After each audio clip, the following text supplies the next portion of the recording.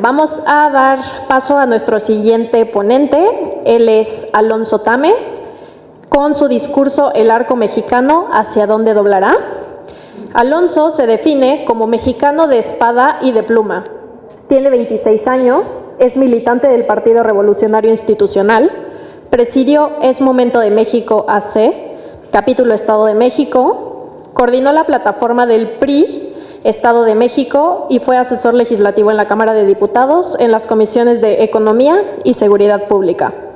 Además, ha sido conductor del programa de radio Expresión Digital, analista político en Mexiquense TV, columnista semanal en 24 horas y mensual en Mexican Times. Lector patológico, pragmático, social y un profundo optimista.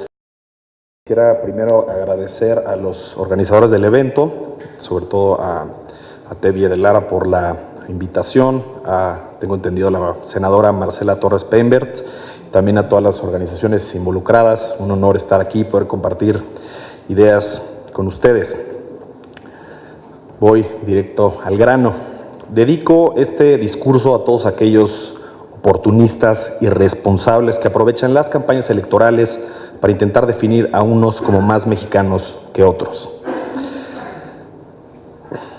La identidad mexicana es mucho más que los símbolos estatales.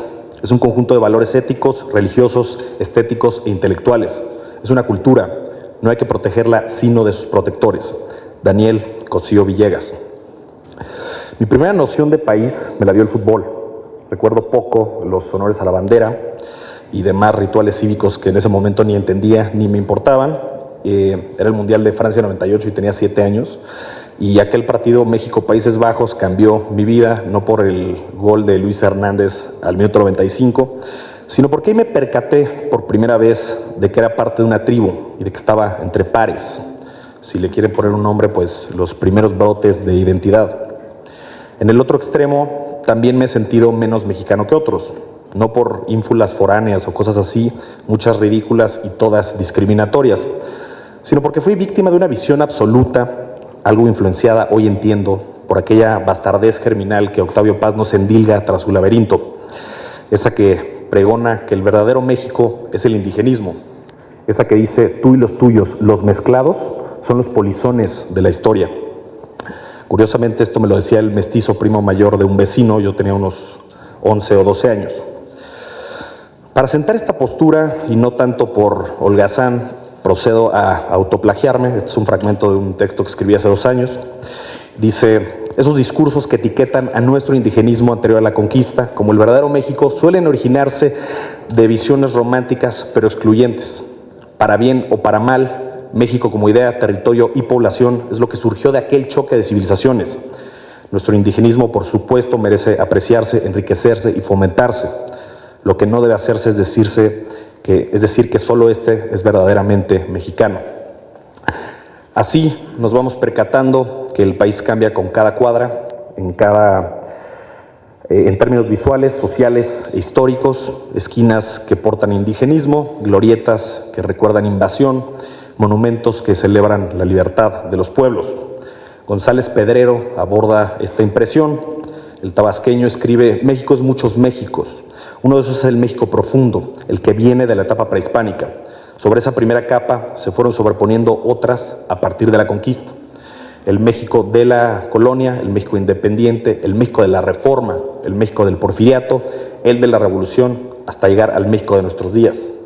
Todas estas capas, dice González Pedrero, existen al mismo tiempo.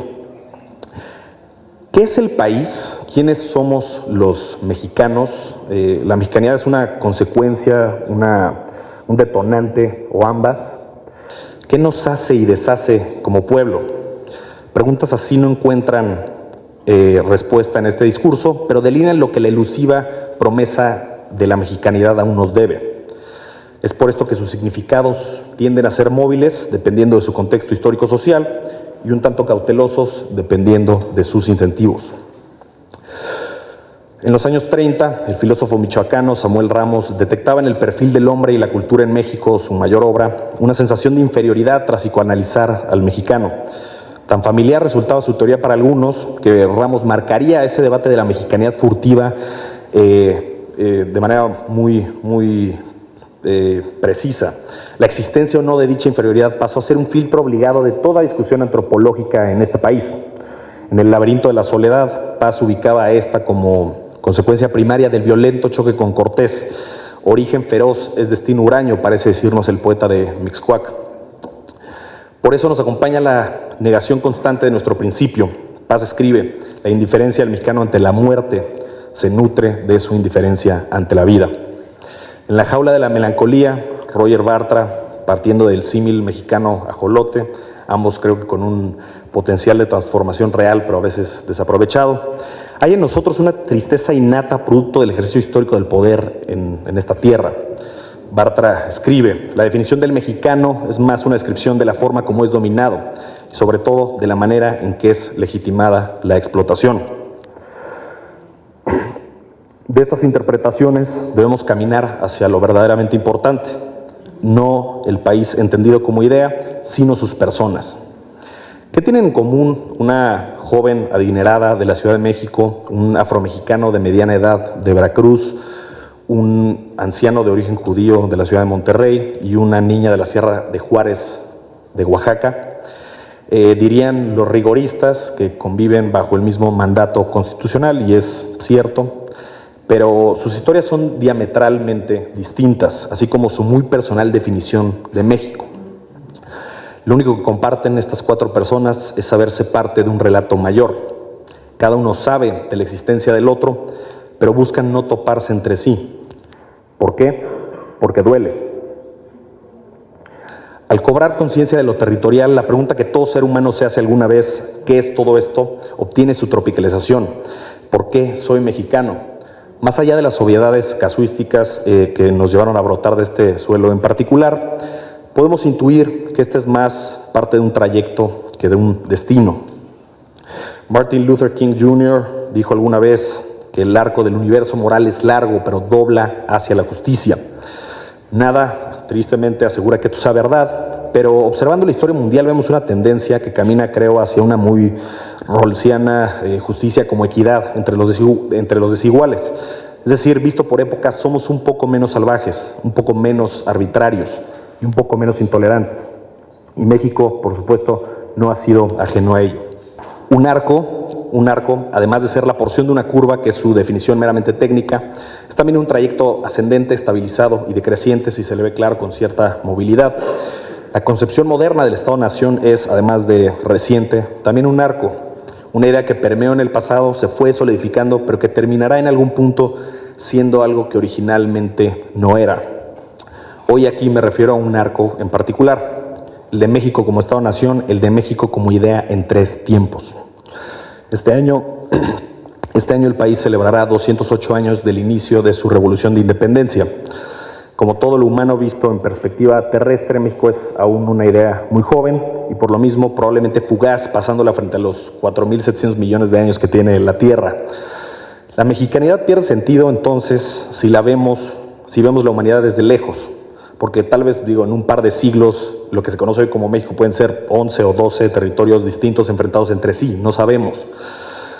Pero si nos enfocamos en nuestro arco, podemos decir en qué parte vamos. Pero lo más importante, ¿sabemos hacia dónde doblará este? Toca hablar de algo incómodo pero necesario. Toca hablar de cómo irnos, cómo quisiéramos ser recordados como pueblo, idea y aportación. Para resaltar lo apremiante de estas acciones, aquella frase del economista John Maynard Keynes: a largo plazo todos estaremos muertos, así que así de indispensable es darle un sentido de apostolado social y no de inferioridad, soledad o melancolía al fugaz paso mexicano por este planeta. En este sentido, como México no hay dos, hay 100. No somos únicos, no hay mandato histórico, ni mucho menos un mandato divino. México es solo el hoy y sabernos una pizca de historia nos dará perspectiva, pero sobre todo tolerancia ante la condición humana, nuestra mayor virtud y nuestra mayor debilidad. Nos gusta pensar que toda esta aflicción bicentenaria no será en vano, que hay algo al otro lado de la montaña, pero no lo habrá si no lo construimos. Evitemos, sobre todo en la política, el tono providencial que raya muchas veces en lo esotérico, porque hacerlo nos hará madurar como país. Y México, al ser una construcción social, se acabará un día.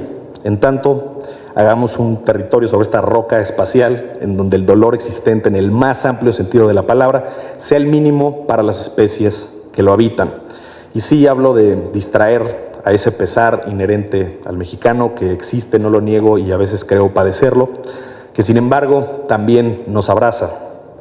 Al final, todos necesitamos lugares y momentos de consuelo por el mero hecho de estar vivos, pero ello no debe guiar nuestra visión del mundo, del país o de la colectividad. Requerimos mexicanos de cara al progreso y no desde el pasado, entendiendo que gracias a la globalización sus traumas y dilemas de diván son cada vez menos determinantes en su vida. Ojalá, y concluyo, que cuando se acabe esta idea que conocemos como México, digan que éramos un pueblo fuerte, consciente de nuestra humanidad y del milagro probabilístico que fue la propia y las demás. Para la mexicanidad, pues, un carácter cósmico por encima de los sellos del inventario histórico-social. Y ahora que lo pienso, Vasconcelos no estaba tan equivocado con aquello de la raza cósmica. Muchas gracias.